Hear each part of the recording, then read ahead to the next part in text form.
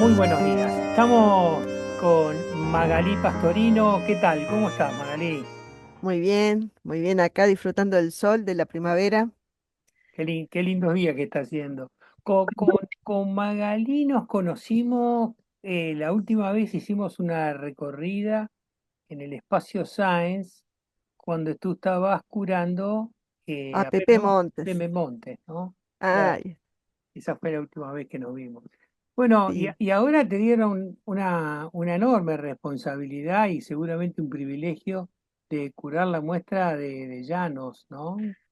Sí, trabajar con el acervo de las familias, de los artistas, artistas locales que ya fallecieron, es una responsabilidad porque siempre estamos trabajando en ausencia de la voz principal del artista, pero el privilegio de encontrarnos con una trayectoria de vida, ¿no?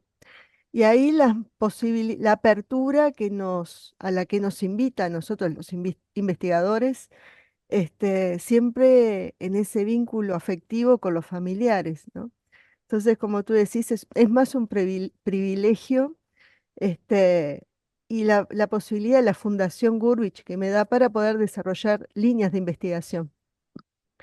Porque, bueno, la curaduría es un trabajo que está muy profesionalizado, que tiene incluso hasta un guión de lo que se debería decir, lo que la gente estaría esperando en una curaduría, pero yo me meto más por la investigación, ¿no? Por algunas inquietudes que tengo del mundo de la producción artística, del proceso creador, de esa relación de enseñanza que se da en el arte.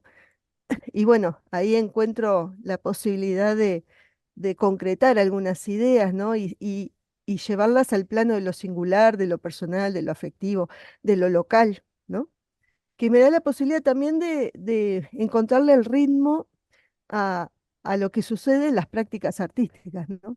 Desde este color local, como decía Llanos, ¿no? Desde esta perspectiva muy localizada, pero Eh, encontrarnos con el gran enigma social y cultural del arte. Sí. Local, me gusta esa palabra porque mucho de la obra de él, estamos reconociendo lugares que nos es muy común a los uruguayos. Exacto. Y por eso el cronista del tiempo, ¿no? De nuestros tiempos. Un cronista, porque ahí está como el nudo, ¿no? De lo singular y lo social. Y más en la vida de Llanos, que le tocó vivir una época muy intensa en nuestro país, del Uruguay, también en Argentina, con las dictaduras, con un cambio social fuerte, de un país familiar, cercano a un país que se vive amenazante, hostil, ¿no? Y eso llevado también al plano de la cultura, ¿no? Y ahí está como la crónica, un artista que se deja permear por lo que está sucediendo, lo lleva de alguna manera a su producción y nos devuelve preguntas para nosotros en este tiempo, ¿no? Entonces, por ahí la crónica, ¿no? La crónica de cómo nos encontramos en nuestras ciudades, ¿no? Esas ciudades que nos muestran ritmos, figuraciones, velocidades, ¿no? Y estamos hablando de producciones de los 80 que nosotros podemos actualizarla hoy con nuestras tecnologías, con nuestras formas de vivir, con nuestras ansiedades, ¿no?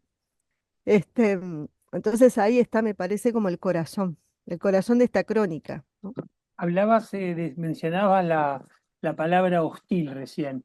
Me gustaría que nos cuentes las vicisitudes que tuvo con la dictadura y que motivaron Ahí, un poco su exilio. Contanos eso. ahí, yo entré gracias a su viuda, Isabel Cárpena. Esta fue una investigación basada en lo biográfico y biográfico contado de las personas más cercanas y desde lo que él daba en las entrevistas en los periódicos especializados, ¿no?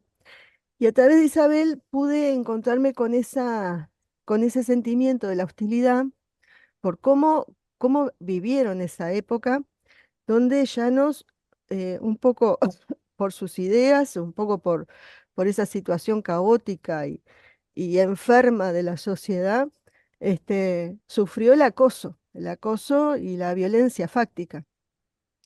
Él se casa en el 72 y ya el clima era hostil. eh, bueno, los compañeros de él de Sótano Sur ya habían sido llevados presos, bueno, todo ¿Qué era Sótano esos Sur? procedimientos. Sótano Sur fue una fundación que hicieron él junto con los hermanos Almada, los hermanos Vizca, Villalba, Olalde y otros artistas, algunos de ellos del taller Torre García, que mientras estaban en esta dedicación con la pintura y la cosmovisión torresgarciana, su estética y su enseñanza plástica, también lo llevaron a la, a la artesanía y fundaron un taller que se llamó Sótano Sur, donde incursionaron en los materiales para la producción de objetos, ¿no? Brazaletes, anillos, mon- eh, trabajo en repujados de metales, cofres de madera, etcétera. Y muchos de ellos fueron los primeros en caer presos. Después él también empieza en esa redondilla, ¿no? Que lo, lo buscaban. Isabel lo dice en sus entrevistas. Llegó a encontrarse siendo nombrado en los comunicados que se daban por la televisión de la búsqueda de los sediciosos, llanos, ¿no? Entonces, es muy cómico cómo lo cuenta la viuda, porque también el humor es parte de la resistencia, ¿no? Entonces ella decía, pero él había quedado tan choqueado, porque lo estaban buscando las fuerzas conjuntas, que él mismo fue al Ministerio del Interior para aclarar el problema. Porque según el artista decía, no, se deben haber confundido, debe ser otro llano, yo no soy ningún sedicioso, voy a aclarar la situación. Y ahí fue, y no volvió, no volvió por varios días. Y ahí, enseguida que fue al Ministerio del Interior para aclarar el asunto, las fuerzas conjuntas fueron al domicilio, allanaron, bueno, fue una situación muy violenta que lo vivió sola la viuda, muy jovencita en ese momento, unos 26 años, y bueno, después todo el trámite para poder ver dónde estaba Llanos, en qué parte del país, en qué cárcel, de dónde, junto con un abogado que le había, bueno, la había acompañado en este trajín, ¿no? Y encontrarlo en una cárcel que creo que fue en una cárcel de Maldonado y buscarlo.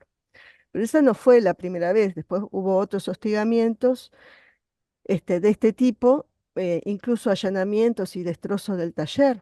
El taller que tenía en, en Ciudad Vieja lo destrozaron, robaron objetos. Por suerte, este, estas personas no reconocían el valor de lo artístico, entonces le dejaron las pinturas y los dibujos y se llevaron los discos, se llevaron, bueno, una radio, ¿no? Esas cosas que tenía en el taller. Y en ese momento ya no se estaba buscando un destino en Buenos Aires para poder desarrollarse profesionalmente. Y en uno de esos viajes, también a la vuelta, también lo retienen, bueno, de vuelta esa situación. Y después de esa sí se radican en Buenos Aires pensando que iban a estar mejor. Entonces también ahí Isabel, con ese humor que tiene, nos cuenta que bueno, llegaron a vivir en una pensión los primeros meses pensando que en Buenos Aires estaba todo bien, porque económicamente estaba bien en ese momento, en el 76, pero empezaron a ver en los diarios muerte de personas. Entonces ahí ya no parece que le bajó la ficha y dice, Estamos en una guerra civil". Después se enteró que esa pensión estaba a la vuelta de un centro de detención clandestino de uruguayos, ¿no? Y ahí se dio cuenta que, bueno, que tenía que vivir en una Argentina, desarrollando, desarrollándose económicamente a través de lo que podían. En un primer momento fue justamente con la venta de artesanías, en la Plaza Francia, allá en Buenos Aires, con permiso del gobierno de Buenos Aires, y después, bueno, pudo recuperar un poco la estabilidad económica y ir a un barrio ¿No, y no abrir un tuvo taller problemas personal. con la dictadura en Argentina? En Argentina, según lo que me dice Isabel, fueron muy cautos y tuvieron que tomar medidas de seguridad para poder vivir de la mejor manera. El otro destino era Barcelona, pero ya nos tenía dos hijos y tenía un profundo vínculo con los hijos y no quería irse muy lejos. Entonces, bueno, Buenos Aires estaba cerca, ya tenía algunos vínculos a través de Del Monte y bueno, decidieron quedarse en Buenos Aires. eh, Isabel, que trabaja en el rubro editorial, enseguida consiguió trabajo y con eso una una estabilidad económica que ayudó a los dos, ¿no? En esos primeros momentos de estabilizarse. Y hay que poner el foco en el exilio acá, ¿no? Por eso te digo que esta es una curaduría, eh, que es una investigación y que no solamente pone el énfasis en lo plástico o artístico, sino también en estas condiciones que hace a la producción de una persona, de un ser humano, ¿no? En ciertas condiciones. Porque nosotros decimos exilio, bueno, este, quizás nosotros con nuestra edad, ¿no? Pero para los más jóvenes, ¿cómo le decimos, ¿no? Lo que es la vida y las circunstancias de una persona que es, se siente amenazada en su propio lugar, donde tiene sus afectos, y ahí está como lo paradójico y lo más complejo, ¿no? Te tenés que ir sabiendo que dejás tu vida. Y en Llanos juntó mucha de la correspondencia amorosa, porque él fue profesor de liceo, como muchos artistas, los 50 y 60 que encontraban una salida laboral también dando clases en los liceos del interior, que eso, bueno, tuvo un efecto muy importante en nuestro país, en el Uruguay, porque desarrolló polos, ¿no? Polos de enseñanza artística, de afectos, de una forma de encontrarse con lo artístico diferente, que lo encontramos en San José, lo encontramos en Maldonado, en este caso en Melo. Y él tuvo alumnos que fueron después muy exitosos, ¿no? Juan de Andrés es uno de ellos que todavía lo reconoce, lo admira, y Pablo Viroga también, que hizo un audiovisual los últimos días de Llanos, que bueno, que lo vamos a presentar en la fundación en- próximamente. Bueno, pero quería decir eso, que había una correspondencia muy afectuosa, diciéndole cómo te va en la Gran Babilonia, ya no nos escribís más, ¿no? De los que estaban acá en el Uruguay, y bueno, y lo extrañaban, ¿no? La Gran Magalí, Babilonia, sí. es interesante es Gurvich que lo descubre y lo hace venirse a Montevideo de jovencito. Contanos Ahí esa historia. ese es un entuerto muy interesante porque muchas veces buscamos el origen de la motivación, ¿no? Porque muchos tenemos en nuestra historia que nuestro padre, nuestra madre nos dice, qué lindo que dibujás, y ahí hay algo, ¿no? Que empieza como a generar una marca y después de viejo decís, ah, no, porque yo hacía dibujitos. Pero acá tenemos que pensar que en Melo hubo hubo una inteligencia para pensar lo cultural y en los años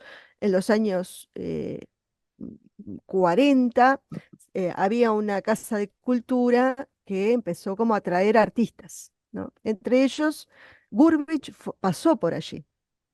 Yando ya había estado, había estado estudiando con Américo Espósito 2 años, del 46 al 48, y cuando pasó por allí Gurvich a la Casa de la Cultura, que bueno, que daba algún taller, le reconoció el dibujo a Llanos. Llano era hijo de un agrimensor, de una familia muy acomodada, muy conservadora en los valores, ya tenía destinado el lugar de la tradición familiar. Llanos tenía que ser un agrimensor, ¿no? Porque ninguno de los hermanos había podido serlo. El hermano mayor fue maestro rural, antropólogo, las hermanas maestras, y bueno, él era el más chico y le tocaba la agrimensura. Entonces, desde muy chiquito lo ayudaba con los planos. Entonces, había algo en él con el dibujo muy, muy estable, muy sólido, que lo desarrolló brevemente con Américo Espósito, pero cuando vino Gurvich y Gurvich vio su dibujo, ahí dijo, tú tenés que ir a Montevideo, tú tenés que salir de aquí, venir al taller Torres García, y lo había invitado este, en esos años que son los últimos de Torres García. Cuando este llano jovencito se va a Montevideo peleándose con el padre, porque bueno, está eligiendo otro destino, está forjando su proyección de destino en Montevideo, ahí bueno, se entera que Torre García había fallecido hacía 2 meses.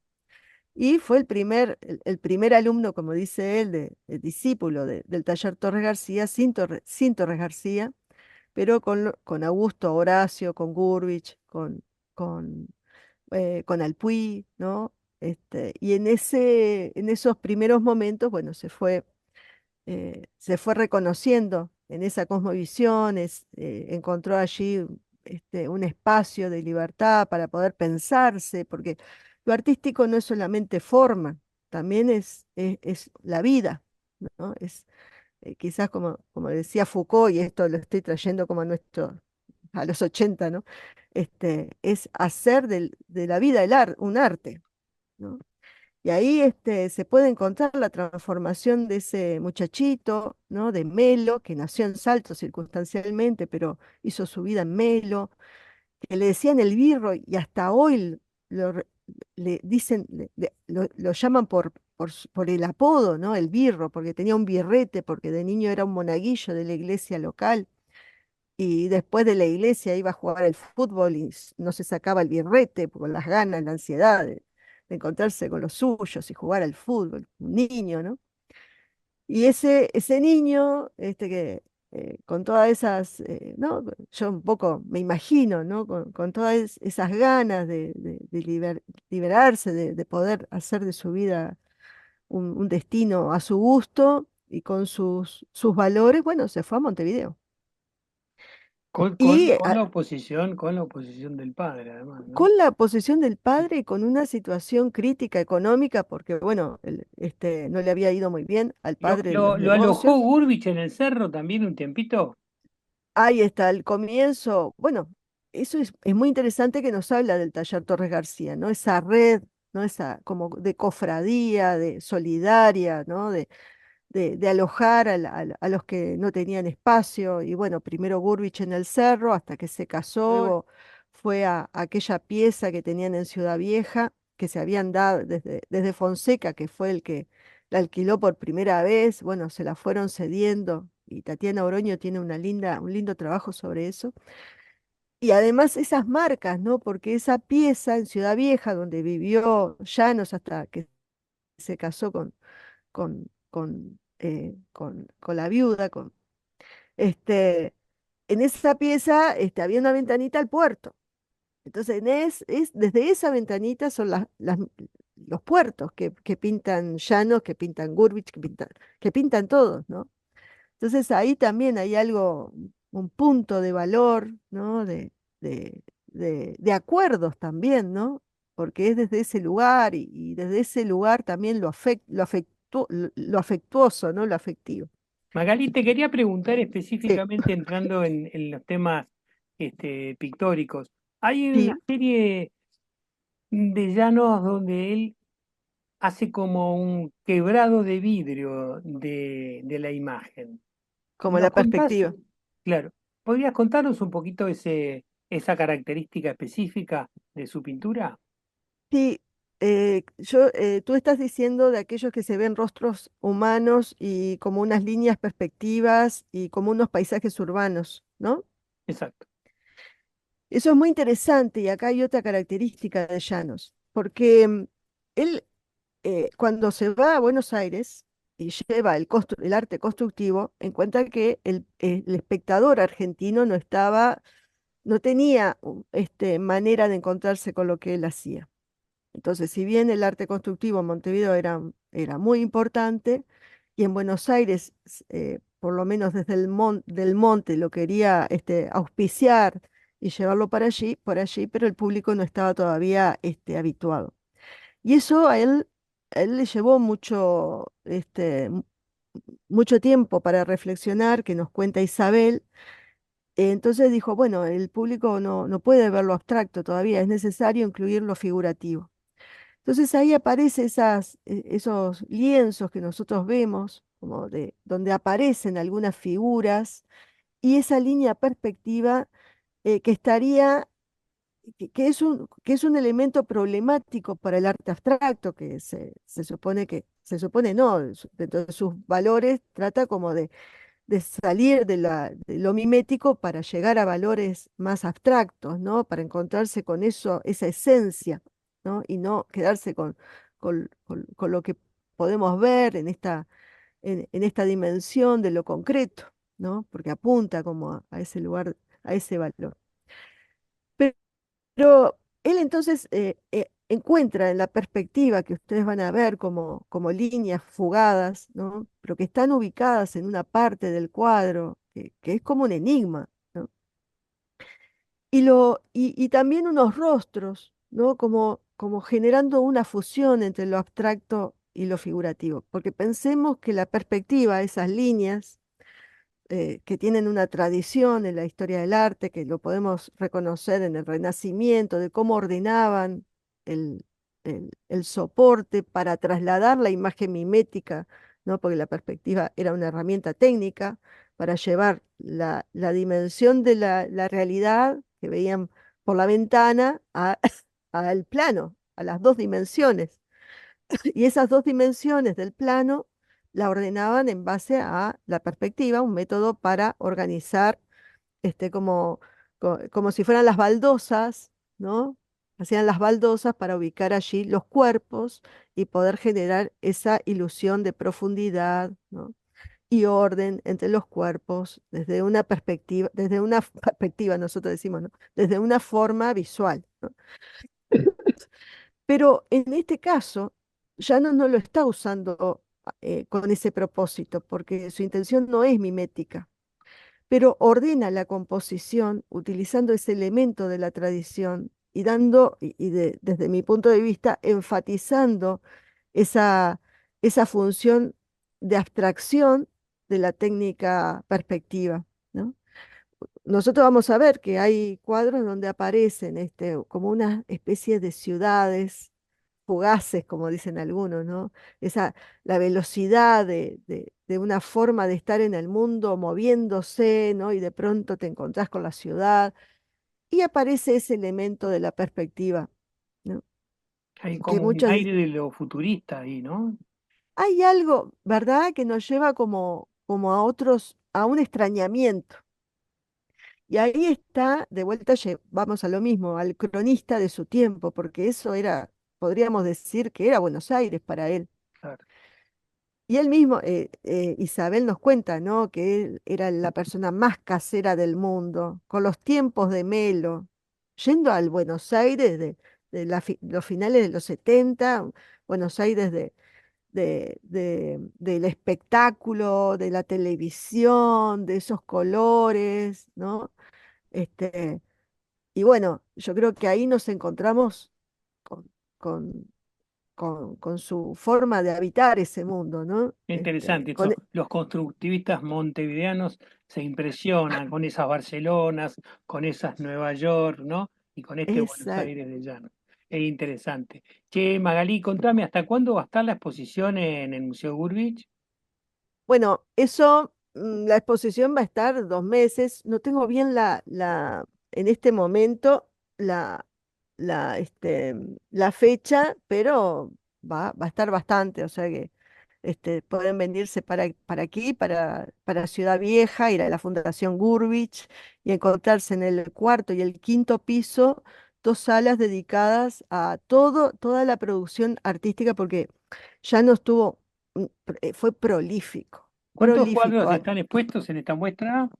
En esta muestra debe haber algo más, algo así como 90 Oh, cuadros, 90 piezas, ¿no? Porque además hay de piezas en cobre, ¿no? Y exactamente. sí.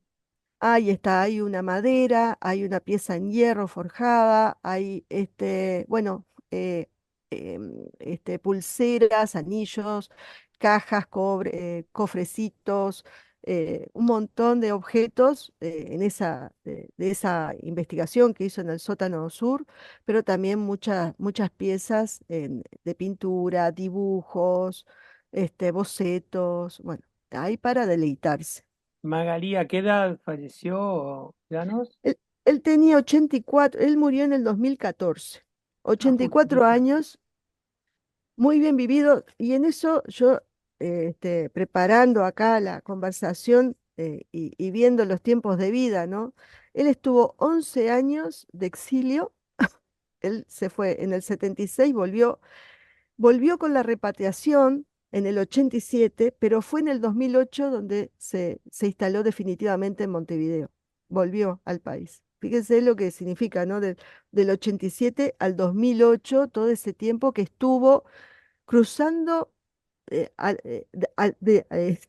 Río de la Plata, ida y vuelta, ¿no? Manteniendo los talleres en Buenos Aires y volviendo con la repatriación que le dieron un espacio en una casa de cultura de Melo para dar clases, en esa forma, ¿no? Como un Hermes. Yo le decía a Isabel que hay una figura arquetípica en él reconocida, ¿no? Que ustedes sabrán, el Hermes, Mercurio, ¿no? Este, esa figura mítica, ¿no? De un dios que tiene que ver con la comunicación, con el que podía ir a los infiernos, era el único dios que podía descender a los infiernos y volver a la tierra y ascender al Olimpo, ¿no? Y yo veo eso en Llanos, en varios registros, ¿no? De Montevideo a Buenos Aires, de Buenos Aires a Montevideo, y además en Melo, en el sótano sur, en los calabozos, en época de dictadura, ¿no? Varios espacios habitando Magalí, ahí. fue un gustazo charlar contigo y bueno, esto nos abre mucho el apetito para estar allí recorriendo esta obra que bueno, que hemos estado viendo a lo largo de esta entrevista, imágenes de las obras de Llano. Te agradezco mucho, Magalí, nos No, a vemos ti, muy pronto. Roberto, un gustazo, nos vemos. Chao, gracias.